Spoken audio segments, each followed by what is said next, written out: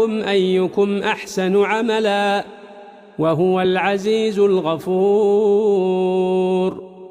الذي خلق 7 سماوات طباقا ما ترى في خلق الرحمن من تفاوت فارجع البصر هل ترى من فطور ثم ارجع البصر كرتين ينقلب إليك البصر خاسئا وهو حسير.